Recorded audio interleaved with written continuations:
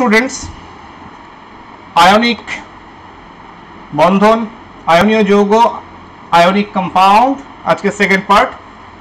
চেষ্টা করছি বেশ কিছু বিষয়কে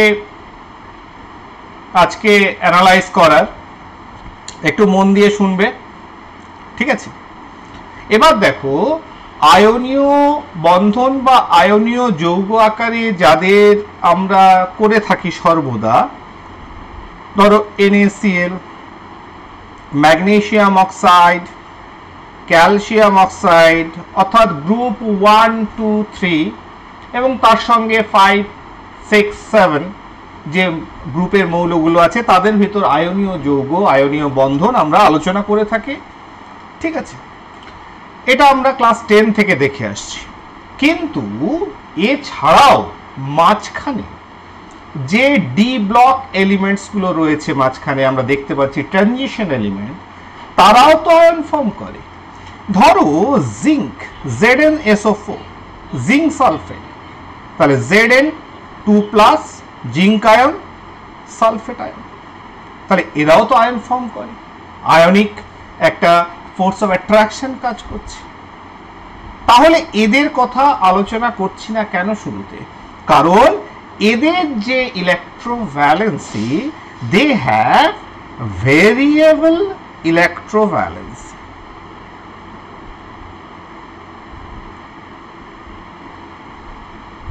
ঠিক আছে?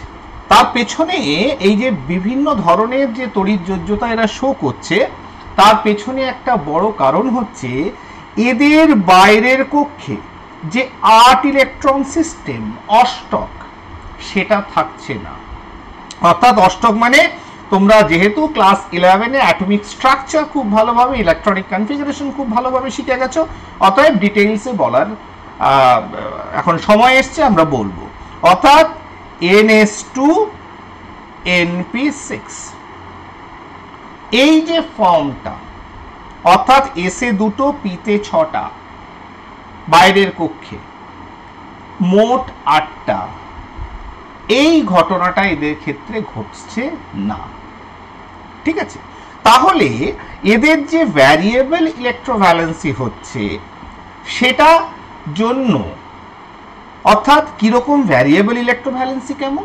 কারণ আমরা জানি জিঙ্ক Zn, একটা হচ্ছে Zn2+, একটা Zn তোমার ধরো আয়ন Fe আমরা Fe2+, ফেরাস আয়ন, আর একটা Fe3+, দুটো স্টেটে পাই। কপারকে আমরা Cu2+, আর একটা Cu+, Q+ এবং কিউপ্রিক আয়ন, দুটো ফর্মেই পাই, দুটো আয়নে ফর্ম। তাহলে হঠাৎ করে এরা ফিক্সড ইলেকট্রোভ্যালেন্সি দেখাচ্ছে না কেন? এটা আমাদের একটু হলেও জানতে হবে। ক্লিয়ার? এর পেছনে যেহেতু এরা ট্রানজিশন এলিমেন্টসের ভিতরে পড়ছে, অতএব এই যে ট্রানজিশন সঞ্জিগত গৌল, যেখানে ডি অরবিটাল, অর্থাৎ তোমরা জেনে গেছো যে সেখানে এদের রয়েছে হচ্ছে তোমার ডি অরবিটাল পার্শিয়ালি ফিল্ড, তাহলে সেটাই বা incomplete field, incomplete D orbital রয়েছে। তাহলে ডি অরবিটাল যদি থাকে, তাহলে এই ভেরিয়েবল ইলেকট্রোভ্যালেন্সির জন্য 1 নম্বর আমরা দায়ী করতে পারি আনস্টেবল, এই ভেতরে যে আনস্টেবল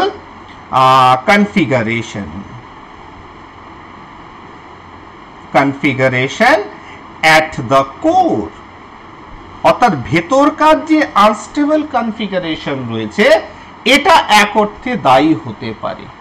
এক্সাম্পল, যেমন আয়ন, লোহা হচ্ছে 26 মানে আমি নিয়ন থেকে শুরু করি, ধরো নিয়ন 10টার পরে চলে আসছে কি 3s2 3p6, তারপরে 3s2 3p6 3d 6 4s2। ঠিক আছে? This is the electronic configuration of ion. তাহলে এবার এ যদি Fe2+ করে, তাহলে কি পড়ে থাকছে? পড়ে থাকছে হচ্ছে Fe2+ যদি করে, তাহলে নিয়ন থাকলো, তাহলে 3s2 3p6 3d6 এটা পড়ে থাকছে। ফেরাস আয়নের ক্ষেত্রে এই ইলেকট্রনিক কনফিগারেশনটা পড়ে থাকছে। এবার দেখো এখানে এসও ভর্তি আছে, 3pও ভর্তি আছে, কিন্তু 3dর কথা যদি বলি তখন কি হয়ে যাচ্ছে, 1 2 3 4 5 6, দিস ইজ 3d। আর বাদ বাকি এস তো fill up, 3s fill up আছে, 3p তোমার 6টা আছে, 1 2 3 4 5 6। এইবার এই ফেরাস আয়ন করে কি, তার যে ইলেকট্রনিক কনফিগারেশন অর্থাৎ দুটো ইলেকট্রন ছেড়ে দিয়ে, দুটো ইলেকট্রন কি করলো, ছেড়ে দিল। ছেড়ে দিয়ে যখন ফেরাস আয়ন, যে ফেরাস আয়নকে আমি দেখতে পাই সেটাও কিন্তু স্টেবল আকারে ঘুরে বেড়ায় না, তার ভেতরেও একটা আনস্টেবিলিটি রয়েছে। তার কারণ কি, তার ডি যে অরবিটাল, সেই ডি অরবিটালটা হচ্ছে আনস্টেবল অবস্থায় রয়েছে খানিকটা। তার কারণ কি, আমরা পড়েছি যে যখন কোনো একটা সাব অরবিট, যেখানে যে অরবিটাল গুলো রয়েছে সেই অরবিটাল গুলো হয় সম্পূর্ণ যদি পূর্ণ থাকে পুরোটাই ফুলফিল, অর হাফ ফিল, সেটা বেশি স্টেবল। ন্যাচারালি কি করে, Fe2+ যদি আরেকটা ইলেকট্রন ছেড়ে দেয় তাহলে Fe3+ স্টেটে যদি চলে আসে তাহলে দেখো কি হয়ে যাবে, আরেকটা ইলেকট্রন ছেড়ে দিলে তা ইলেকট্রন বিন্যাস হয়ে গেল নিয়ন 3s2 3p6 3d5। অর্থাৎ এটা 5টা হওয়া মানে কি, তোমার একটা করে ইলেকট্রন, যেটা হোমস রুল থেকে আমরা শিখেছি, ইলেকট্রন মানে তোমার স্ট্রাকচার অফ অ্যাটমে যে এক একটা করে, তাহলে এটা স্টেবল কনফিগারেশন পেল। ন্যাচারালি Fe-টা আমরা যেমন Fe2+ স্টেটটা আমরা পাই, তেমনি এই ইন্টারনাল যে ভেতরের যে স্ট্রাকচার, আউটার মোস্ট শেল নয়, অর্থাৎ এই যে 4s2 এটা বাদ দিয়ে this is the internal structure, ভেতরকার স্ট্রাকচার, যেখানে ইন্টারফেয়ার করলো মেইনলি ডি এর যে অসম্পূর্ণ যে ফিল আপ অবস্থায় ডিটা রয়েছে, সে কি করলো, আরেকটা ইলেকট্রন দিয়ে Fe3+ স্টেটে চলে গেল। তাহলে এইভাবে দেখো আয়নের আমি Fe2+ এবং Fe3+ স্টেটটাকে আমরা পেলাম। একইভাবে কোবাল্টের ক্ষেত্রে যদি দেখি, ঠিক আছে, তাহলে কোবাল্টের ক্ষেত্রে যদি দেখো, তাহলে কোবাল্টের ক্ষেত্রে কত, কোবাল্ট হচ্ছে 27, তাহলে 27 যদি হয়, দিস ইজ অলসো নিয়ন। নিয়নের ক্ষেত্রে কি হবে, 27 যদি হয়, 3s2 3p6 তারপরে 3d7 4s2। ন্যাচারালি তুমি বলবে আউটার মোস্ট সেলে যে 4s2 ইলেকট্রন যেটা রয়েছে, সেই 4s2 ইলেকট্রনটাকে সে যদি ছেড়ে দেয় তাহলে কি হবে, সে তো অবশ্যই ছেড়ে দেবে। তাহলে ভেতরের কোরে কারা পড়ে থাকলো, এখানে কি অষ্টক পূর্ণ হচ্ছে। যেমন আয়নের ক্ষেত্রে দেখলাম যে দুটো ইলেকট্রন যে ছেড়ে দিল, ছেড়ে দিয়ে কিন্তু ভেতরের যে তার আগের শেলটা কি হচ্ছে, এটা আগের শেলে কটা ইলেকট্রন রয়েছে, 6 আর 2 8 আর 6 16টা ইলেকট্রন, 8টা ইলেকট্রন নয়, ঠিক আছে। এটাই তো তখন 3 যে অর্থাৎ থার্ড শেল, সেটাই তো আউটার মোস্ট শেল হলো। যখন 4 নম্বর থেকে দুটো এস ছেড়ে দিলাম, Fe2+ হলো, তাহলে সেখানে তো 16টা ইলেকট্রন, ঠিক আছে না। তাহলে এই জন্যই বলছি প্রথম পয়েন্ট হচ্ছে unstable configuration at the core, অর্থাৎ ভেতরকার যে কনফিগারেশন সেটা কিন্তু এদের ক্ষেত্রে যাদের ভ্যারিয়েবল ইলেকট্রোভ্যালেন্সি রয়েছে তারা কারা, তারা 1 আর 2 13 এরা নয়, পি ব্লক বা এস ব্লক এলিমেন্ট নয়, তারা হচ্ছে তোমার মাঝখানের নরমালি সাধারণত যে মৌলগুলো রয়েছে তাদের ক্ষেত্রে এই ধরনের ঘটনা আমরা দেখতে পাই। অর্থাৎ দাতা যে ইলেকট্রনটা ছাড়বে সে যদি এই মাঝখানে ট্রানজিশন এলিমেন্ট হয়ে থাকে তাহলে এই সমস্যাগুলো দেখা যাচ্ছে, কারণ তাদের ক্ষেত্রে কিন্তু ইলেকট্রন চলে যাওয়ার পর অষ্টক পূর্ণ কিন্তু হচ্ছে না, অর্থাৎ সেখানে অন্যভাবে এরা কিন্তু স্টেবিলিটি গেইন করছে। একইভাবে কোবাল্টের ক্ষেত্রে যদি বলি, তাহলে কোবাল্ট কি করবে, যদি দুটো ইলেকট্রন আউটার মোস্ট শেলে ছেড়ে দেয় তাহলে CO2+ হলো, তাহলে স্ট্রাকচার কি হলো, নিয়ন পড়ে থাকলো, 3s2 3p 6 3d7, ঠিক আছে 3d7। তাহলে কোবাল্টের কি হলো 3d7।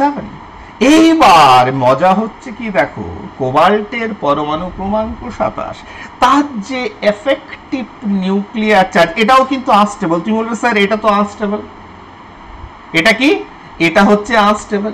তাহলে এ কি করবে, এ বলবে যে ভাই আরেকটা ছেড়ে দে ইলেকট্রন, আরেকটা ছেড়ে দিলে খানিকটা তো এই হাফ ফিল অর্থাৎ 5টা হলে তো স্টেবিলিটি আসে, এ তখন আরেকটা ছেড়ে দিয়ে CO3+ স্টেট, CO3+ স্টেট অর্থাৎ নিয়ন 3s2 3p6 3d6 অর্থাৎ স্টেবিলিটির কাছাকাছি যাওয়ার চেষ্টা করে।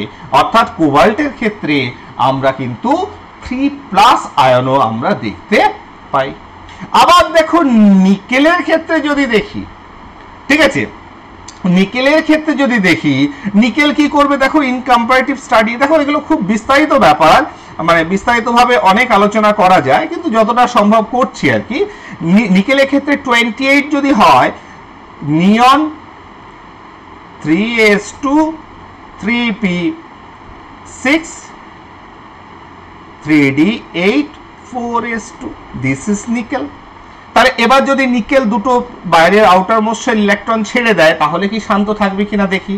তাহলে উৎপন্ন হবে কি, নিকেল 2+ এর ক্ষেত্রে Ne 3s2 3p6 3d8।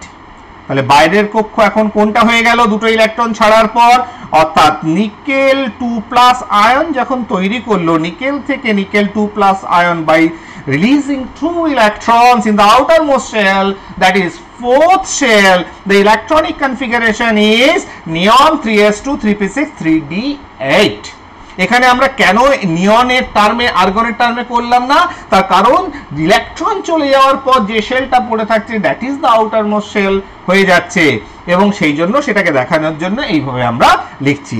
এবার প্রশ্ন হচ্ছে এই যে nickel ion, nickel 2+ ion 3ad8 করবে, তাহলে এবার তুমি বলবে যে স্যার ও তো আরেকটা ইলেকট্রন কোবাল্টের মতো ছেড়ে দিতে পারে, কারণ 8টা ইলেকট্রন, তাহলে 8টা ইলেকট্রন থাকা মানে কি তোমার ইলেকট্রনিক কনফিগারেশনটা কেমন হয়েছে 3d। দেখো এটাও ভর্তি, এটাও ভর্তি, 8টা অসম্পূর্ণ। অসম্পূর্ণ মানেটা কি তোমরা সবাই জানো, 1 2 3 4 5 6 7 8। ন্যাচারালি কি ব্যাপার, একে আরো 3টে ইলেকট্রন যদি সে রিলিজ করে আরো, তবে সে একটা স্টেবল জায়গায় আসতে পারে। ন্যাচারালি তুমি বলবে স্যার কোবাল্টের মতো একটা কাজ করলে হয় না, বলে কি করব, যে আরেকটা ইলেকট্রন নিকেল ছেড়ে দিল, ছেড়ে দিলে কি করলো, নিয়ন ইলেকট্রনিক কনফিগারেশনটা কেমন দাঁড়ালো, নিয়ন 3s2 3p6 3d7, খানিকটা তো 7টা হওয়া মানে কি 5এর যেটা হাফ ফিল ডি অরবিটাল তার কাছাকাছি গেল, নিয়ে তৈরি হলো কি নিকেল 3+। বলে না, বাস্তবে নিকেল 3+ এর স্টেবিলিটি নেই। বলে কেন, এখানে আবার কি গন্ডগোল হলো, গন্ডগোলটা যেটা হলো, যেহেতু নিকেলের অ্যাটমিক তোমার মানে নাম্বারটা 28, তার এফেক্টিভ নিউক্লিয়ার চার্জ বেড়ে গেছে, প্লাস আধান বেড়ে গেছে, সেই ইলেকট্রনকে আটকে ধরে রেখেছে। অর্থাৎ নিকেল যখন দুটো ইলেকট্রন ছেড়েছে, ছেড়ে তার যে ইলেকট্রনিক কনফিগারেশন হয়েছে 3s2 3p6 3d8, অর্থাৎ এখন আউটার মোস্ট শেলে এই ইলেকট্রনিক কনফিগারেশনটা দাঁড়িয়ে আছে, তারপরে নিকেলের ক্ষমতা নেই যে আরেকটা ইলেকট্রন ছেড়ে দিয়ে 7 স্টেটে চলে আসবে, যেহেতু তার নিউক্লিয়ার চার্জ কোবাল্ট বা আয়নের থেকে বেশি। অর্থাৎ একটা strong force of attraction attract করে রেখে দেবে। হতে পারে যে এখন যে ইলেকট্রনিক কনফিগারেশনটা হয়েছে তার ভেতর খানিকটা আনস্টেবিলিটি রয়েছে, ঠিক আছে। তা সত্ত্বেও আমরা নিকেল 3+ স্টেট এটাকে কিন্তু আমরা পাই না, আমরা কি পাই, নিকেল 2+ পর্যন্ত আমরা পেয়ে থাকি। তাহলে এই ভেতরের যে কোর, সেখানে যে একটা আনস্টেবল ইলেকট্রনিক কনফিগারেশন রয়েছে, সেটাকে স্টেবল ইলেকট্রনিক কনফিগারেশন করার যদিও তার ক্ষমতা থাকা চাই, কারণ নিকেল পাচ্ছে না, স্টেবিলিটির কাছে যেতে পারছে না, কারণ তার নিউক্লিয়ার চার্জ বেশি। অর্থাৎ ইলেকট্রনকে জোরে ধরে টেনে ধরে বসে আছে, বলছে না ভাই যা আছে ঠিক আছে, 8টা আছে বাইরের কক্ষে, অর্থাৎ 3d8 অবস্থায় আছে থাকুক, আরেকটা দিয়ে আমি 7টা করতে পারবো না, ইলেকট্রন বার করতে পারছে না, কারণ পজিটিভ চার্জ টেনে ধরে আছে ভেতরে। ক্লিয়ার? তাহলে এইভাবে আমরা ভ্যারিয়েবল ইলেকট্রনিক কনফিগারেশন, ভ্যারিয়েবল ইলেকট্রোভ্যালেন্সি আমরা পাই। 2 নম্বর যে কারণ সেটা হচ্ছে pseudo Nobel gas configuration. pseudo noble gas configuration বা pseudo noble gas configuration, what is that? That is আমার বাইরের কক্ষ যেটা রয়েছে, এটা যদি বাইরের কক্ষ হয়, তার ভেতরের কক্ষে 18 ইলেকট্রন সিস্টেম। কটা ইলেকট্রন সিস্টেম? 18টা ইলেকট্রন সিস্টেম থাকতে হবে। কিরকম? যদি আমি এটাকে nth-তম ধরি, nth কক্ষ বাইরের কক্ষটা, তাহলে n-1 এ কি ধরনের কনফিগারেশন? এখানে 18 ইলেকট্রন সিস্টেম। কাকে কাকে ধরা হচ্ছে তার আগের কক্ষে? তাহলে n-1 s2 p6 d10। তাহলে এরকম একটা ইলেকট্রনিক কনফিগারেশন, যেটাকে একটা স্টেবিলিটি থাকছে, যেহেতু সবাই ভর্তি। ক্লিয়ার? সবাই যেহেতু ভর্তি, তাই এটার নাম দেওয়া হয়েছে সিউডো নোবেল গ্যাস কনফিগারেশন। আর নোবেল গ্যাস কনফিগারেশন কেমন? ns2 np6। ঠিক আছে? অর্থাৎ 8 ইলেকট্রন সিস্টেম। এক্সেপশন রয়েছে হিলিয়ামের ক্ষেত্রে, যেখানে এস এ শুধু 2টো। ছোটখাটো মৌল, ছোটখাটো যারা আছে তারা ওটা করে। আদারওয়াইজ আমরা জানি অষ্টক মানে এস এ 2টো, পি তে 6টা। That is the noble gas configuration। আর pseudo noble gas configuration মানে হচ্ছে s পূর্ণ, p পূর্ণ, d পূর্ণ। তাই এরকম একটা কনফিগারেশন এলেও কিন্তু সেক্ষেত্রে আমরা খানিকটা স্টেবিলিটি দেখতে পাই। এক্সাম্পল দিয়ে যদি বলি, যেমন এটা, যেমন তোমার 12 গ্রুপ 12, অর্থাৎ যদি আমি পুরনো ভাবে বলি 2b। 12 এর ক্ষেত্রে দেখো, এটা সবাই করে না, সবার এটা নেই, অর্থাৎ 12 11 তাদের ক্ষেত্রে এফেক্টটা দেখো। গ্রুপ নাম্বার 12, তাহলে সেখানে কে রয়েছে? Zinc, cadmium, mercury. Zinc, cadmium, mercury. জিঙ্কের কত? 30।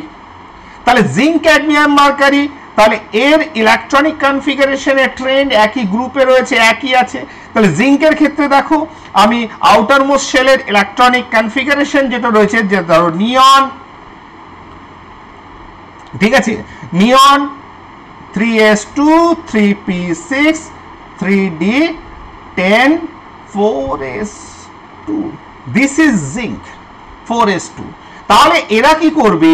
যদি এ 2টো ইলেকট্রন ছেড়ে দেয়, এটা আউটার মোস্ট শেল যেখানে 2টো ইলেকট্রন রয়েছে, তাহলে এখন বাইরের যে শেল, তার ভেতরে জাস্ট তার আগের শেলটা, তার ইলেকট্রনিক কনফিগারেশন কি দাঁড়ালো? Ne3s2 3p6 3d10। This is the electronic configuration দাঁড়ালো, কারণ এস থেকে 2টো ইলেকট্রন সে কিন্তু পালিয়ে গেছে, এবং this is Zn2+, zinc ion. তার মানে এই যে কনফিগারেশন 2টো ইলেকট্রন ছাড়ার পর জিঙ্কের দাঁড়ালো, that is pseudo Nobel gas configuration. এবং জিঙ্ক আমরা দেখেছি, জিঙ্ক 2+ আয়ন, প্রথমেই আমরা উদাহরণটা টেনেছিলাম, জিঙ্ক সালফেট Zn2+। তাহলে জিঙ্ক কি করে? সর্বদা Zn2+ ফর্মেই আমরা দেখতে পাই। তার কারণ 2টো ইলেকট্রন ছেড়ে দেওয়ার পর যে ইলেকট্রনিক কনফিগারেশনটা পাচ্ছি, that is pseudo noble gas configuration, that is 18 electron system। Clear? আবার দেখো ক্যাডমিয়াম, একই রকম জিঙ্ক, ক্যাডমিয়াম, মার্কারি। ক্যাডমিয়ামের ক্ষেত্রেও শুধু 3s এর জায়গায় 4s, বাইরের কক্ষে 5s। ব্যাপারটা সবার ক্ষেত্রে একই। তাহলে একইভাবে আমরা ক্যাডমিয়াম থেকে ক্যাডমিয়াম 2+ আয়ন, একইভাবে মার্কারি থেকে এই G2+ এই ফর্মটা আমরা দেখতে পাই। তাহলে এই ফর্মটা, অর্থাৎ 2+ form of cadmium mercury zinc is because of pseudo Nobel gas configuration. ঠিক আছে? বোঝা গেল? বোঝাতে পারলাম? কোনো অসুবিধা নেই? আচ্ছা, বেশ। এইবার দেখো, একই কন্ট্রাস্টে আমি যদি আসি, এদেরটাও তোমরা বুঝতে পেরেছো যে দুটো ইলেকট্রন ছেড়ে দিলে ভেতরে যেটা যারা থাকছে sp_d তারা সবাই ফিল আপ হয়ে আছে, যেটাকে আমরা 18 electron system pseudo Nobel gas configuration বলছি। ফাইন, খুব ভালো। এইবার প্রশ্ন হচ্ছে গ্রুপ নাম্বার 11 নম্বর গ্রুপ বা 1b গ্রুপ। তাহলে 11 নম্বর গ্রুপের ক্ষেত্রে গোলমালটা কি একই রকম হবে কি হবে না? কারণ এদের ক্ষেত্রে যদি আমি দেখি তাহলে এখানে কে আছে? Copper, silver, gold. Copper, silver, gold. কপারের 29, কপারের ইলেকট্রনিক কনফিগারেশন কি? নিয়ন। তার সঙ্গে কি আসছে? 3s2, 3p6, 3d10, 4s1। ঠিক আছে না? 4s1। তাহলে এরপরে দেখো এর ক্ষেত্রে কি আসছে? Argon, 4s2, 4p6, 4d10, 5s1। এর ক্ষেত্রে কি আসছে? Krypton, 5s2, 5p6, 5d10, 6s1. These are the electronic configuration of these elements. ঠিক আছে, এইবার প্রশ্ন হচ্ছে তাহলে তো স্যার খুব সোজা। বলে কেন? বলে এরা সুন্দর করে একটা ইলেকট্রন ছেড়ে দিল বাইরের কক্ষে, কারণ 4s, 5s, 6s যেটা বাইরের কক্ষ হচ্ছে সেই একটা করে ইলেকট্রন যদি ছেড়ে দেয় তাহলে Cu প্লাস আয়ন ফর্ম করে। ইলেকট্রনিক কনফিগারেশনে আমরা 4s টা দেখতে পাচ্ছি না, অর্থাৎ নিয়ন 3s2, 3p6, 3d10, this is the electronic configuration, that is pseudo noble gas configuration পেয়ে গেলাম। বাইরে কক্ষ যদি একটা ইলেকট্রন ছেড়ে দেয়, আবার এ যদি একটা ইলেকট্রন ছেড়ে দেয় Ag প্লাস তৈরি করছে। আবার দেখো ইলেকট্রনিক কনফিগারেশন কি দাঁড়ালো? এ আর এই পর্যন্ত 5s টা সে বাইরে বার করে দিল।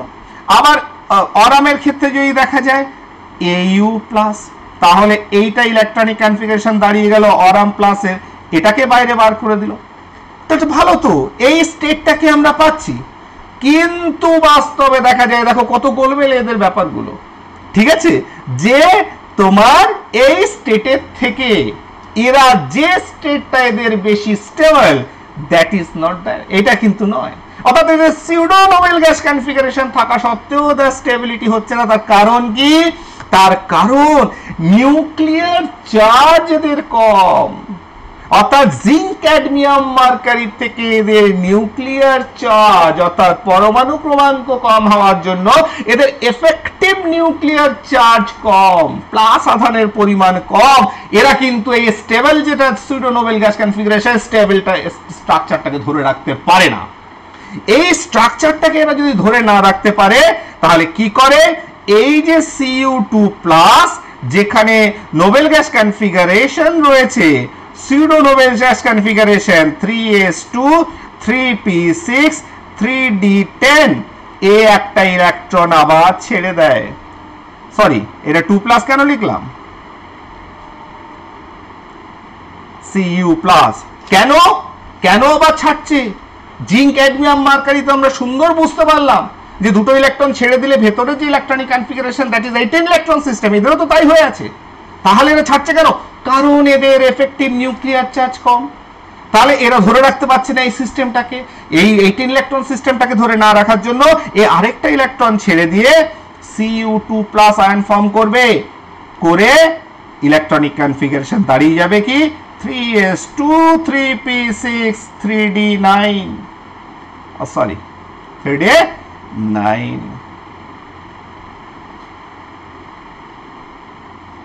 একইভাবে তোমার Ag আনস্টেবল তোমার স্পিসিসটা Ag2+ ফর্ম করবে, Au আনস্টেবল ফর্মটা Au2+ স্টেটে দেখা যাবে। তাহলে বুঝতে পারছো যে এরা কেন এই ধরনের ভেরিয়েবল ইলেকট্রনিক স্ট্রাকচার ফর্ম করে? কারণ এক্ষেত্রে এক হচ্ছে অষ্টকপূর্ণ যেটা 8 ইলেকট্রন সিস্টেম নেই, মাঝখানে ইন্টারফেয়ার করছে এই ডি ইলেকট্রনস গুলো, প্লাস এদের নিউক্লিয়ার চার্জ তাদের এখানে একটা বাধা সৃষ্টি করছে, বিভিন্ন রকম ভূমিকা পালন করছে। নিকেলের ক্ষেত্রে দেখা যাচ্ছে সে ছাড়ছে না, আবার এদের ক্ষেত্রে দেখা যাচ্ছে যে এরা ধরে রাখতে পারছে না বলে ছেড়ে দিচ্ছে, ফলে 2+ স্টেট আমরা দেখতে পাচ্ছি। আরেকটা জিনিস আমাদের 3 নম্বর আরেকটা জিনিস আমাদের খানিকটা বিভিন্ন রকম ভ্যারিয়েবল ইলেকট্রোভ্যালেন্সি, ঠিক আছে, শো করার জন্য বাধ্য করে, that is inert pair effect. Inert pair effect, ঠিক আছে। এবার এটা কোথায় কোথায়? 13, 14, 15, 16, 13, 14, 15, 16। নাও ধরো একটা ইনার্ট পেয়ার এফেক্টটা ব্যাপারটা কি? ইনার্ট পেয়ার এফেক্টটা হচ্ছে, ধরো একটা পরিষ্কার একদম বুঝে নাও, সেটা হচ্ছে ধরো জি হচ্ছে জিটা যদি হয়, ঠিক আছে, তোমার গ্রুপ অক্সিডেশন স্টেট, অর্থাৎ জারণ অবস্থা, সেটা অক্সিডেশন স্টেট যদি গ্রুপের অক্সিডেশন স্টেট হয়, তাহলে ইনার্ট পেয়ার এফেক্টের জন্য সেটা থেকে তোমার দুটো অক্সিডেশন স্টেট যদি কমে যায়, পার্টিকুলার একটা গ্রুপ নিয়ে কথা বলছি, তাহলে সেটাই হচ্ছে তোমার ইনার্ট পেয়ার এফেক্টের জন্য এটা হয়েছে। যেমন একটা এক্সাম্পল দিই, যেমন 14 গ্রুপ 14 এ যে এলিমেন্টস গুলো দেখতে পাই, carbon, silicon, germanium, tin, lead. This is group 14 elements. এবার এটা হচ্ছে কত নম্বর? 2 নম্বর গ্রুপ পর্যায়ে, 3, 4, 5, 6। এবার তাহলে এদের আউটার মোস্ট, যেহেতু এরা পি ব্লক এলিমেন্ট, তাহলে বাইরের কক্ষে ইলেকট্রনিক কনফিগারেশন যেখান থেকে ইলেকট্রনটা বেরোবে সেটা কি হচ্ছে? এর ক্ষেত্রে হচ্ছে 2s2, 2p2। এতে যেহেতু বাইরের কক্ষে 4টে করে ইলেকট্রন রয়েছে, গ্রুপ 14 এলিমেন্টস,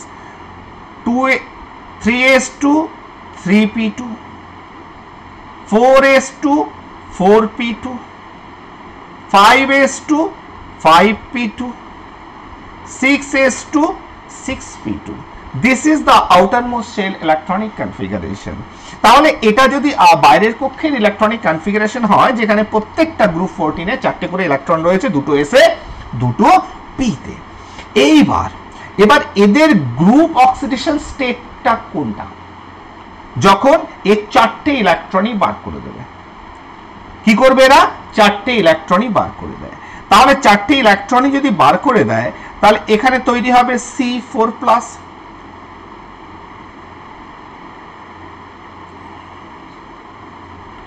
কি তৈরি করবে? C4+। ঠিক আছে, যদিও এর সেটা হয় না, তাহলে আমরা কি কি দেখতে পারি? যেমন ধরো জার্মেনিয়ামের ক্ষেত্রে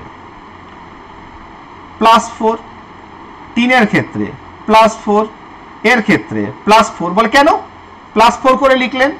তার কারণ হচ্ছে যে জার্মেনিয়াম, টিন, lead এরা তিনজনই আমরা +4 অক্সিডেশন স্টেট দেখতে পাই। তার কারণ বাইরের কক্ষে যে 4টে ইলেকট্রন তোমার দুটো এসে দুটো পিতে এরা বার করে দেয়, বার করে গ্রুপ 4 +4 অক্সিডেশন স্টেট আমরা দেখতে পাই।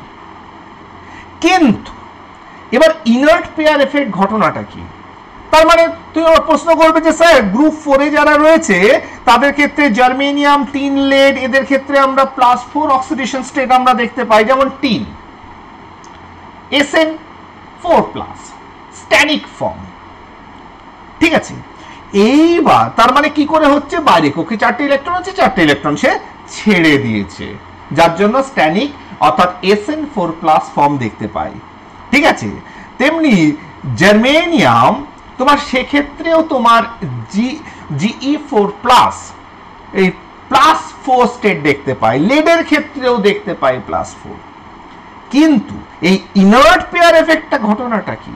ঘটনাটা হচ্ছে যে যত আমরা নিচের দিকে নামবো তখন G-2, অর্থাৎ এখানে যদি গ্রুপ অক্সিডেশন স্টেট হয় +4, যেটা 4টে ইলেকট্রন ছেড়ে দেওয়া, যেটা নর্মাল টেন্ডেন্সি, সেখানে আমরা 4 - 2 = +2 অক্সিডেশন স্টেট দেখতে পাই due to inert pair effect. কোথায়? তোমার এই ধরনের পি ব্লক এলিমেন্টস এর ক্ষেত্রে এটাকে আমরা অবজার্ভ করছি। বলে কেন এরকম হচ্ছে? বলে এরকম কেন হচ্ছে, আউটার মোস্ট শেলে এস এবং যেমন লেডের ক্ষেত্রে স্টেবল হচ্ছে +2, এর ক্ষেত্রেও +2 আমরা দেখতে পারি, এর ক্ষেত্রেও +2 দেখতে পারি। এবার +2 দেখা মানেটা কি? তার মানে ভালো করে দেখো, জার্মেনিয়াম, টিন, লেড। জার্মেনিয়ামের ক্ষেত্রে ধরো, এই যে জার্মেনিয়ামের ক্ষেত্রে কি লিখলাম, 4s2 4p2, 5s2 5p2। লেডের ক্ষেত্রে 6s2 6p2। তাহলে এক্ষেত্রে যদি দুটো ইলেকট্রন চলে যায় তাহলে আমরা কি দেখতে পারি? ঠিক আছে, আমরা দেখতে পারি হচ্ছে Ge2 + 4s2, Sn2 + 5s2, এটা বাইরের কক্ষে, Pb2 + 6s2। এবার এর থেকে যদি আরো দুটো ইলেকট্রন চলে যায়,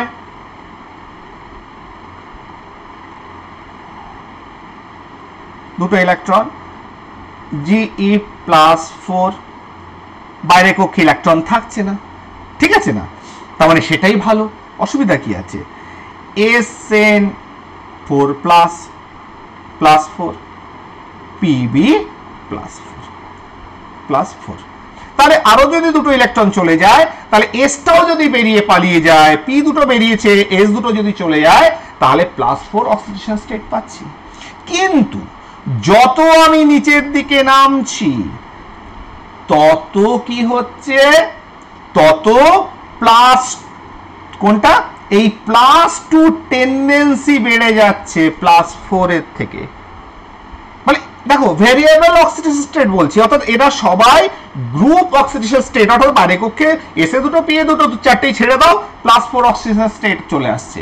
তাহলে এই 2 ফর্মটা মাঝখানে দাঁড়িয়ে থাকছে কেন? এবং যার টেন্ডেন্সি যত উপর দিকে নামছি তত বেশি 2 হওয়ার টেন্ডেন্সি বাড়ছে, অর্থাৎ লোয়ার অক্সিডেশন স্টেটটা বাড়ছে, এবং সেটা কত, 2 কমে যাচ্ছে। বলে এটা কেন স্যার এরকম হচ্ছে? তাহলে অন্যান্য গ্রুপের ক্ষেত্রে হচ্ছে, হ্যাঁ 13 14 15 16 এদের ক্ষেত্রেও তোমার এই লোয়ার অক্সিডেশন স্টেটের টেন্ডেন্সি যত আমি নিচের দিকে নামছি, অর্থাৎ একটা গ্রুপ বরাবর নিচের দিকে নামছি, তত বেশি টেন্ডেন্সিটা বাড়ছে। বলে এটা কেন হচ্ছে? দেখো, বাইরের কক্ষে আমি যদি পরমাণুটা দেখি, দিস ইজ নিউক্লিয়াস, এখানে পড়ে আছে কারা? বাইরের কক্ষে আছে এস এন্ড পি। এবার লেডের ক্ষেত্রে দেখো, লেডের ক্ষেত্রে যদি দেখি, দে আর 6s 6p, মাঝখানে কারা রয়েছে? মাঝখানে রয়েছে 5s 5p 5d, এরা রয়েছে। তার মাঝখানে কারা রয়েছে? তার আগে 4s 4p 4d 4f। এবার যেহেতু এদের 6s আছে, 6s ইলেকট্রন, তার মানে 4f মাঝখানে যারা রয়েছে তারাও চলে আসবে এবার, ঠিক কি না? আবার সেটা যদি হয়, তাহলে মাঝখানে যদি 4f চলে এসছে, এই যে 4f যত বেশি অরবিটালটা, তার অ্যাঙ্গুলার নোড, দু ধরনের নোড, একটা রেডিয়াল নোড, একটা অ্যাঙ্গুলার নোড, অর্থাৎ একটা ডিফিউজড অবস্থায় রয়েছে। সিস্টেমটা খুব কমপ্লিকেটেড, আমরা স্ট্রাকচার বলি না। ডি এর ক্ষেত্রে দেখেছি ডাবল ডাম্বেল, তার মানে সেখানে দুটো অ্যাঙ্গুলার নোড তাকে ভেঙে দিয়েছে, নিয়ে একটা ডাবল ডাম্বেল শেপ পেয়েছি। পি এর ক্ষেত্রে একটা নোড ভেঙে দিয়েছে, দ্যাট ইজ সার্কুলার থেকে এস যেটা সার্কুলার, সেখান থেকে একটা ডাম্বেল শেপ নিয়েছে, যেটা আমার চ্যানেলে তোমরা দেখতে পাবে, শেপ অফ অরবিটালস।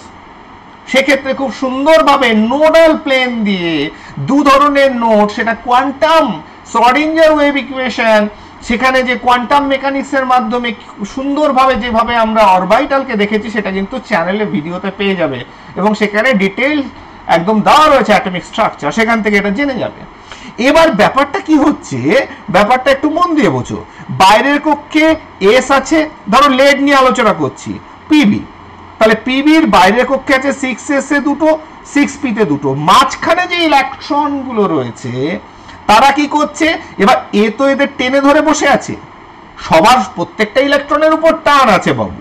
এবার বাইরের কক্ষে যে ইলেকট্রন গুলো আছে তাদেরও এই নিউক্লিয়ার যে আধান, নিউক্লিয়ার মানে নিউক্লিয়াসের যে পজিটিভ চার্জ সেটা তাদেরও টানছে, হয়তো বাইরের কক্ষে ইলেকট্রনকে দুর্বল ভাবে টানছে ভেতরের থেকে। ঠিক এইবার দেখো, যত বেশি নিচের দিকে নামবো, যত বেশি ডির সঙ্গে এফ ইলেকট্রনস গুলো প্রবেশ করবে, তাদের নেচারটা, সেই অরবিটাল গুলোর নেচারটা এমন যে তারা, এই দেখো একটা জিনিস কি, এটাকে বলে একটা ধরো screen, this is a screen, ঠিক আছে, পর্দা একটা রয়েছে। বলে পর্দাটা দিলাম কেন, কারণ ভেতরে যে নিউক্লিয়াস রয়েছে, নিউক্লিয়াসের সঙ্গে যে একদম বাইরের কক্ষে যে ইলেকট্রন, তার টানটা কম কেন রয়েছে, তার কারণ এই যে ইলেকট্রন গুলো ভেতরে রয়েছে, ভেতরের শেলে ইলেকট্রন রয়েছে, ঠিক আছে, সেই শেলগুলো একটা বাধা সৃষ্টি করছে, যেটাকে বলে স্ক্রিনিং এফেক্ট, অর্থাৎ একটা পর্দা তৈরি করেছে, যে পর্দাটা বাইরের কক্ষে ইলেকট্রন এবং নিউক্লিয়াসের ভেতর একটা বাধা সৃষ্টি করছে। এইবার যত নিচের দিকে নামবো, যত বেশি এই ধরনের অরবিটালে ইলেকট্রন প্রবেশ করবে, এফ এর মতো অরবিটাল, তারা কি করবে, তাদের এই স্ক্রিনিং এফেক্টটা বা শিল্ডিং এফেক্টটা, ঠেলা এফেক্টটা, বাইরের কক্ষে ইলেকট্রনের সঙ্গে আকর্ষণ বলটা কমানোর এফেক্টটা কম, দুর্বল। এরা কিন্তু ওই আকর্ষণ বল ভেতর থেকে যে টানটা বাইরে দিচ্ছে, টানে বাধা সৃষ্টি কম করে। তাহলে বাধা সৃষ্টি যদি কম করে, যখনই দুটো পি বাইরে বেরিয়ে চলে গেল, তখন এই এসটাকে আর ছাড়তে চাইবে না। তার মানে নিউক্লিয়ার চার্জ যত বাড়বে, যত বেশি ইনার করে ডিএফ অরবিটালে ইলেকট্রন প্রবেশ করবে, তত পুরো এই শিল্ডিং এফেক্ট বা স্ক্রিনিং এফেক্ট, যে স্ক্রিনিং এফেক্ট কি হচ্ছে, বাধা সৃষ্টি করছিল, অর্থাৎ আকর্ষণ বলটাকে দুর্বল করে দিচ্ছিল বাইরের কক্ষের সঙ্গে ভেতরের নিউক্লিয়াসের আকর্ষণ বল, সেটা অত বাধা দান করবে না। ফলস্বরূপ কি হবে, যখন লেড, সীসার ক্ষেত্রে ভাবো, লেডের দুটো ইলেকট্রন যখন বেরিয়ে চলে গেল পি এর, এবার ওই যে এস রয়ে গেল, এস কে আর ছাড়ছে না। বলে কেন, বলে ভেতরের বাধা কম, ভেতরের বাধা কম থাকলে কি হবে, আমি তোমাকে দুটোকে আটকে রেখে দেব। তাহলে এইভাবে কি করে, এই প্লাসটা এই 6s2 এটাকে আটকে ধরে রাখলো, পিটা চলে গেল কেন, তাহলে তার মানে যদি দুটো এস কে আটকে ধরে রাখে, তাহলে কোন অক্সিডেশন স্টেটটা দেখতে পাবো আমরা, +2 অক্সিডেশন স্টেট। ঠিক আছে, এই পেয়ারটাকে, এই এস অরবিটালের পেয়ারটাকে বলা হয় ইনার্ট পেয়ার, এবং এই এফেক্টটা হচ্ছে ইনার্ট পেয়ার এফেক্ট। এবং যত ডাউন দা গ্রুপ আমরা ঢুকবো, তত বেশি লোয়ার অক্সিজেন স্টেট হওয়ার প্রবণতা বেড়ে যাবে, because of inert pair effect. অর্থাৎ এস এর দুটো ইলেকট্রন, তার মানে যত আমি নিচের দিকে ডালবো ডাউন দা গ্রুপ, তত বেশি কি হবে, এই +2 অক্সিজেন স্টেট হওয়ার প্রবণতা বেড়ে যাবে। যত ডাউন দা গ্রুপ হবো, তত বেশি +2 লোয়ার অক্সিডেশন স্টেটটা শো করবে বেশি। কারণ কি, তার কারণ হচ্ছে এস যে অরবিটালে দুটো ইলেকট্রন রয়েছে, তারা পেয়ার ফর্ম করে ওখানে আটকে রাখবে, তাদের ছাড়তে চাইবে না। ক্লিয়ার, বোঝা গেল? তাহলে মোটামুটি দেখো, একটা করতে দেখো, কেন আমি এক্সপ্লেইন করছি ইন ডিটেইল, কারণ শুধুমাত্র এটা কেমিক্যাল বন্ডিং এ নয়, এর পরবর্তীকালে যখন তোমার বিভিন্ন ব্লক এলিমেন্টস গুলো নিয়ে আলোচনা করবে, সেখানেও একই বিষয় আসবে। তাহলে আমার পড়া হয়ে থাকছে, আমরা কেমিক্যাল বন্ডিং এর ব্যাপারগুলোকে আলোচনা করছি, যে ডিফারেন্স অক্সিডেশন স্টেট কেন শো করছে, তার সেভারাল রিজনস ইন ডিটেইল। মোটামুটি তোমাদের মতো করে যেটুকু তোমাদের দরকার পড়বে, তোমরা জানবে, যেটুকু তোমাদের রয়েছে আর কি, তোমাদের জানা দরকার, সেরকম করে আলোচনা করে দেওয়া হচ্ছে। তাহলে বোঝা গেল। এইবার চলে আসি, আজকে হবে, আজকে একটা অন্য বিষয় নিয়ে আলোচনা করলাম, কতক্ষণ হয়েছে আমি জানি না। ঠিক আছে, এবার আরেকটা বিষয় নিয়ে আলোচনা করে দিই, সেটা হচ্ছে ল্যাটিস।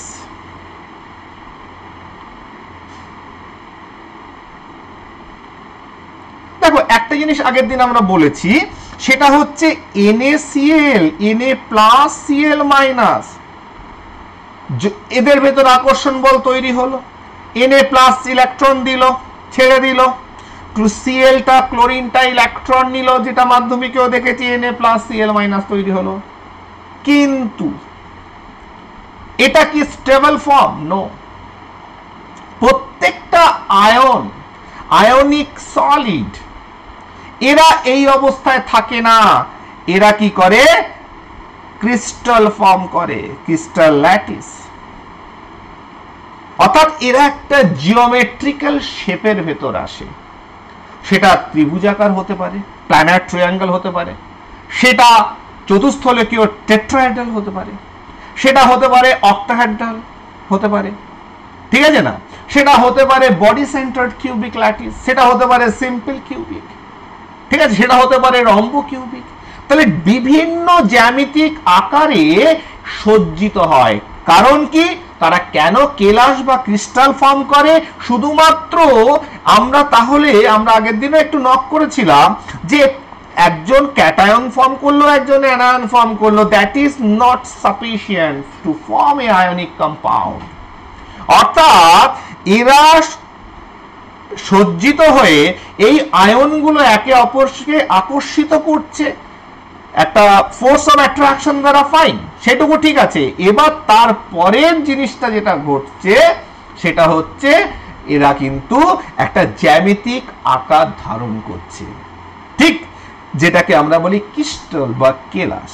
এবার এই জ্যামিতিক আকার কে কতটা ভালো ধারণ করতে পারবে, কে কত ভালো আয়নিক কম্পাউন্ড ফর্ম করতে পারবে, সেটা ডিপেন্ড করছে কিসের উপর?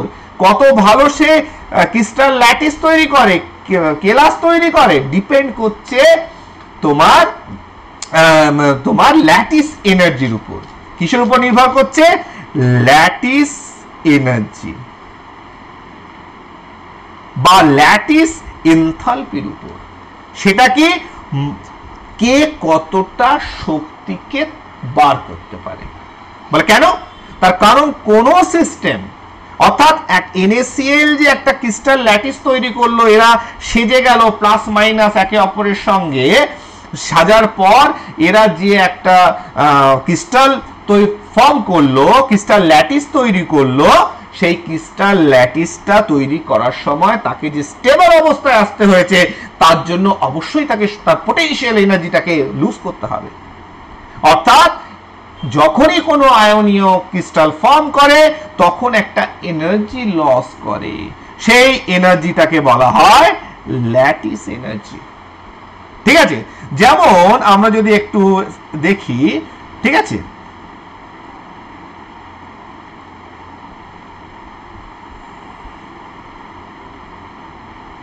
যেমন দেখো NaCl, তাহলে এখানে লালটা হচ্ছে Na+ আর কালোটা হচ্ছে Cl-। এবার ক্লাস 12 যখন উঠবে তখন সলিড স্টেট যখন পড়বে তখন তো পড়বই, কিন্তু আমরা দু একটা জিনিস, যেহেতু আয়নিক কম্পাউন্ড, আয়নিক ক্রিস্টাল নিয়ে আমরা কথা বলছি, অতএব আয়নিক যে ক্রিস্টাল সেটা নিয়ে দু একটা কথা আমাদের এখন জানা থাকলে তখন আর পড়তে হবে না। মিনিমাম যেটুকু এখন জানা দরকার সেটা আমরা জানছি। তাহলে Na+Cl- ভেগা বন্ডের মতো জোড়ায় জোড়ায় ঘুরে বেড়ায় না, তারা কি করে? এই ধরনের অক্টাহেড্রাল স্ট্রাকচার তৈরি করে, যেখানে দেখতেই পাচ্ছ যে লালগুলো হচ্ছে Na+Cl- হচ্ছে তোমার ক্লোরাইড আয়ন, ব্লু কালারের। এবং এই যে কিউবটা রয়েছে, এই কিউবের যে 6টা ধার রয়েছে, সেই 6টা ধারে তোমার মাঝখানে অর্থাৎ প্রত্যেকটা ফেস, 6টা ফেসের মাঝখানে ব্লু কালারের Cl- রয়েছে, দেখতে পাচ্ছ।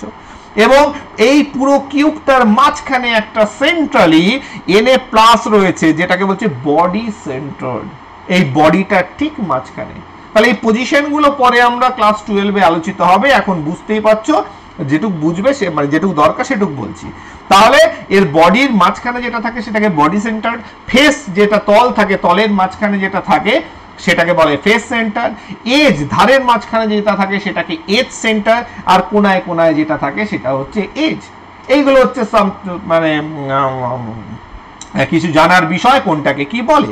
তাহলে এইভাবে একটা অক্টাহেড্রাল স্ট্রাকচার তৈরি করে Na+Cl-। তাহলে এটা যে তৈরি হলো, অর্থাৎ Na+Cl- থেকে যে এই ফর্মটা আসবে, তার জন্য তাকে একটা এনার্জি, ঠিক আছে, বা শুধু ই লিখি, একটা এনার্জি ই কে ত্যাগ করতে হবে, একটা শক্তিকে ছাড়তে হবে, কারণ to get this stable structure. এবার এই যে শক্তি, এই ক্রিস্টাল ল্যাটিস তৈরি করার জন্য যে শক্তি, সেটাকেই বলা হচ্ছে ল্যাটিস এনার্জি। এবার কথা হচ্ছে যে ক্রিস্টাল কথাটা তো বুঝলাম, ল্যাটিস কথাটা কি? ধরো কিছুই নয়, ধরো এখানে যে চারকোনা যে গ্রিন কালারে দেখতে পাচ্ছ, ধরো এটা একটা একক, এটা একটা ইট, যেটা দিয়ে তোমার এই ক্রিস্টালটা তৈরি হয়েছে। এবার এটাই যদি পরপর রেখে দাও, ইটগুলো দিয়ে বাড়ি তৈরি হয়। এবার ধরো একটা বাড়ি তৈরি হয়েছে, সেখানে অসংখ্য ইট, অগণিত, কেউ গুনে পারবে না। তাহলে ওই প্রত্যেকটা ইটকে বলা হয় একটা ইউনিট সেল, তার একটা নির্দিষ্ট স্ট্রাকচার থাকে, সেইগুলো পরপর পরপর যোগ হয়ে অসংখ্য ইনফিনিটি চারিদিকে ছড়িয়ে পড়ে, দ্যাট ইজ ল্যাটিস।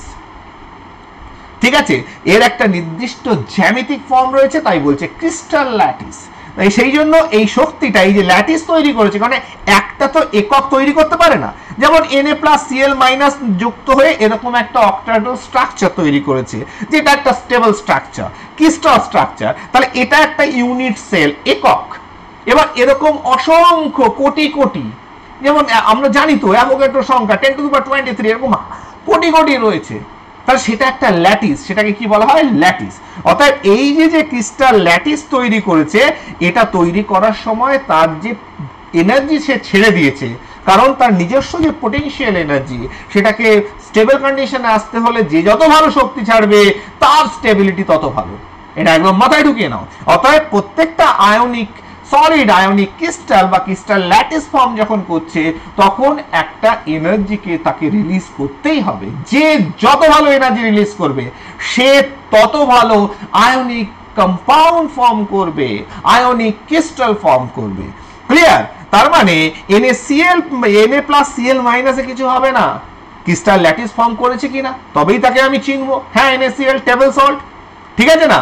এবং সেটা কিন্তু একটা ক্রিস্টাল NaCl এবং ক্রিস্টাল ল্যাটিস ফর্ম করে আছে, এবং তার জন্য সে যত ভালো সে শক্তি লিবারেট করবে, তার স্টেবিলিটি তত ভালো। তাহলে এই lattice energy, lattice Shakti, lattice energy, what is that? ঠিক আছে, তার মানে তোমার আমরা বলতে পারি ল্যাটিস এনার্জি হচ্ছে দা অ্যামাউন্ট অফ এনার্জি। তাহলে এনার্জি কি হয়? রিলিজ হয়। তার মানে শক্তিটা ছেড়ে দেয়, পোটেনশিয়াল এনার্জি ছেড়ে দেবে, ছেড়ে দিয়ে তোমার যত মিনিমাম এনার্জি স্টেটে আসতে পারবে, তত তার স্টেবিলিটি বেশি। The amount of energy released to form 1 gram mole. কত? 1 গ্রাম মোল, অ্যাভোগাড্রো সংখ্যক, 1 gram mole of solid crystal. তাহলে সলিড ক্রিস্টাল কতটা? 1 গ্রাম মোল। এটা একটা ডেফিনিশন, এটা একটা আমরা ধরে নিয়েছি, একটা এককের মতো তো ধরতে তো হবে। তাহলে সেটা কতটা? 1 গ্রাম মোল সলিড ক্রিস্টাল ফর্ম করতে যতটা শক্তি সে রিলিজ করেছে। ঠিক। আবার উল্টো ভাবেও তো একটা জিনিস তৈরি, যে একটা ক্রিস্টাল রয়েছে, Na+Cl- এইভাবে একটা ক্রিস্টাল ফর্ম করে আছে, একটা জ্যামিতিক আকার নিয়ে আছে। এবার আয়নগুলোকে যদি এখান থেকে সরাতে হয়, কতটা এনার্জি দিতে হবে, তবেই আয়নগুলো একে অপর থেকে দূরে সরে যাবে? ল্যাটিস এনার্জি পরিমাণ। তাহলে একটা আয়নিক ক্রিস্টাল যতটা এনার্জি রিলিজ করছে তৈরি হতে, আয়নগুলোকে সরিয়ে নিয়ে ওই স্ট্রাকচারটা ব্রেক করতে একই এনার্জি দরকার, সেম এনার্জি দরকার। ঠিক আছে, তার মানে একই কথা, আর আমি লিখতে পারি the energy, Shakti required to remove ions, অর্থাৎ Na+Cl- এর স্ট্রাকচার থেকে দূরে নিয়ে পালিয়ে যাও, অর্থাৎ স্ট্রাকচারটা ব্রেক করে গেল, to remove ions of 1 gram mole of solid ionic crystal, CrYSTL, ionic crystal. ঠিক আছে, বোঝা গেল? এবার কোথায় নিয়ে যাবে আয়নিক ক্রিস্টালকে? কোথায়?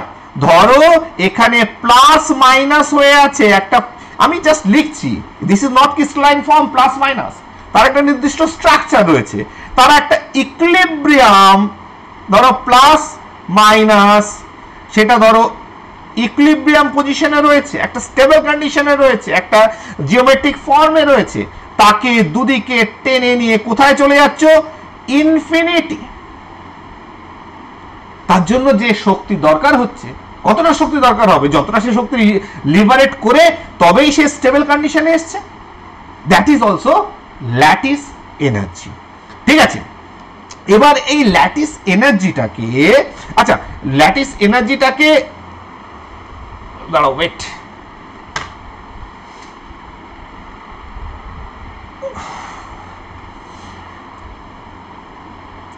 কি কি ধরনের ল্যাটিস হয় সেটাই করে নি, বুঝলে? আচ্ছা কতক্ষণ হয়েছে? বেশ, ল্যাটিস এনার্জি পর্যন্ত থাকুক। নেক্সট ডেতে আমরা আয়নিক কম্পাউন্ড আরো মানে অর্থাৎ আমরা এরপরে বিভিন্ন ধরনের যে ক্রিস্টাল স্ট্রাকচার সেগুলো দেখব, ল্যাটিস এনার্জি কি করে তৈরি করে, বর্ন ল্যান্ড ইকুয়েশন এবং বর্ন হেভার সাইকেল দেখব। ঠিক আছে, দেখার পর এবং তার সঙ্গে সঙ্গে প্রপার্টিজ অফ আয়নিক কম্পাউন্ড এগুলো দেখব। ঠিক আছে, কারণ আমি এরপরে গলাটা ধরে যাচ্ছে, আমি আর টানতে পারছি না। নেক্সট ক্লাসে নেক্সট আবার আয়নিক, আমি ভেবেছিলাম আজকে পুরো শেষ করে দেবো, হবে না, সো মেনি ইস্যুস রয়েছে, এবং আমি চাই যে তোমরা প্রত্যেকটা জিনিস খুঁটিয়ে খুঁটিয়ে বোঝো, যাতে যে কোনো সময় যে কোনো জিনিসের জন্য রেডি হতে পারো, বা যে কোনো